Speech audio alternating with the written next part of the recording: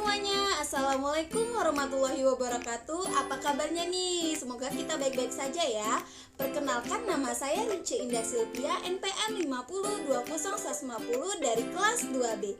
Adapun tujuan pembuatan video ini adalah untuk memenuhi tugas dari pengelolaan kelas, yaitu dosen pengampu Pak Yasmin Yolanda, Magister Pendidikan. Adapun poin yang akan saya jelaskan di sini yaitu berjudul Pengaturan dan Penciptaan Iklim Belajar. Selamat menonton, enjoy! Sebelum masuk ke materi, kita berpantun dulu ya. Saat corona melanda Indonesia, segala upaya dilakukan untuk mengusirnya. Walau sekolah belajar apa adanya, tujuan belajar tetap targetnya. Disimak baik-baik ya videonya. Nah, sebelum kita masuk ke materinya, kita akan mengetahui dulu nih, apa sih iklim belajar itu? Iklim belajar diartikan sebagai rasa belajar di mana siswa merasakan suasana pembelajaran di dalam kelas maupun lingkungan sekolah.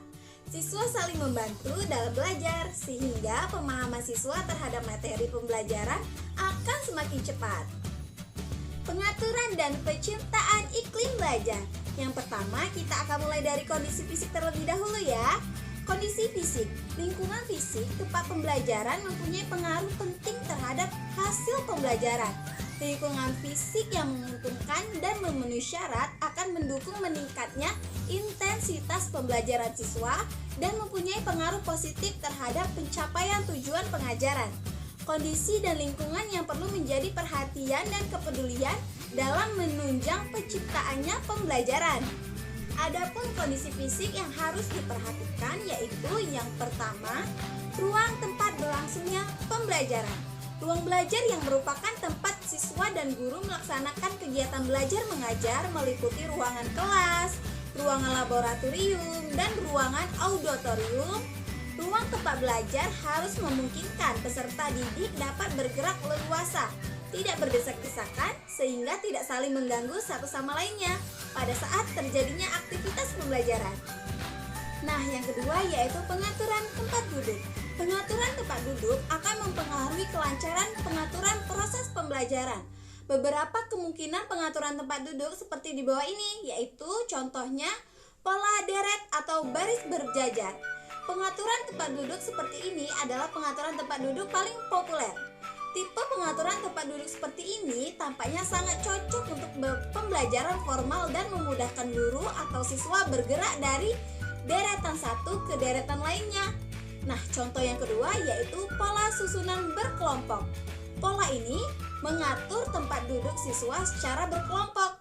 Cara ini memungkinkan siswa dapat berkomunikasi dengan mudah satu sama lain dan dapat berpindah dari satu kelompok ke kelompok lainnya secara bebas. Nah, poin yang ketiga yaitu pengaturan penyimpanan barang-barang. Barang-barang hendaknya disimpan pada tempat khusus yang mudah dicapai kalau segera diperlukan dan akan dipergunakan bagi kepentingan kegiatan pembelajaran. Cara pengambilan barang dari tempat khusus, penyimpanan, dan sebagainya hendaknya diatur sedemikian rupa sehingga barang-barang tersebut segera dapat dipergunakan. Hal lain yang tidak kalah pentingnya adalah pengamanan barang-barang tersebut dari pencurian. Pengamanan terhadap barang-barang yang mudah meledak atau terbakar. Hal ini yang perlu diperhatikan juga dalam penciptaan lingkungan adalah kebersihan dan kerapian. Siswa harus turut aktif dalam membuat keputusan mengenai dekorasi, tata ruang, dan sebagainya.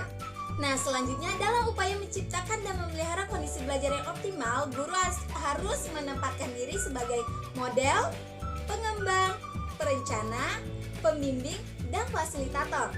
Guru sebagai model adalah guru yang tidak menuntut banyak disiplin kaku, melainkan sebagai model. Guru sebagai pengembang adalah guru yang ahli dalam melaksanakan tugas dan format yang tepat dan benar. Guru sebagai perencana adalah guru yang ahli dalam bidangnya, yang mengatur kelas sebagai tata ruang belajar. Selanjutnya, guru sebagai pembimbing adalah guru yang saling membelajarkan antara dirinya dengan sesama siswanya. Ia mengajar karena mengetahui adanya perkembangan pribadi masing-masing individu yang mengembangkan suasana saling percaya dan keterbukaan. Dan yang terakhir yaitu guru sebagai fasilitator. Adalah guru yang menyadari bahwa pekerjaannya merespon tujuan para siswa sekalipun tujuan itu bervariasi. Ia banyak mendengar dan bertanya kepada siswanya. Ia menginginkan siswa dapat belajar dan mencapai tujuan sesuai harapannya. Oke, selanjutnya yaitu sikap guru. Sikap guru dalam menghadapi siswa yang melanggar peraturan sekolah hendaknya tetap sabar dan tetap bersahabat dengan suatu keyakinan bahwa tingkah laku siswa akan dapat diperbaiki. Dan selanjutnya, suara guru. Suara guru walaupun bukan faktor yang besar, turut mempunyai pengaruh dalam belajar.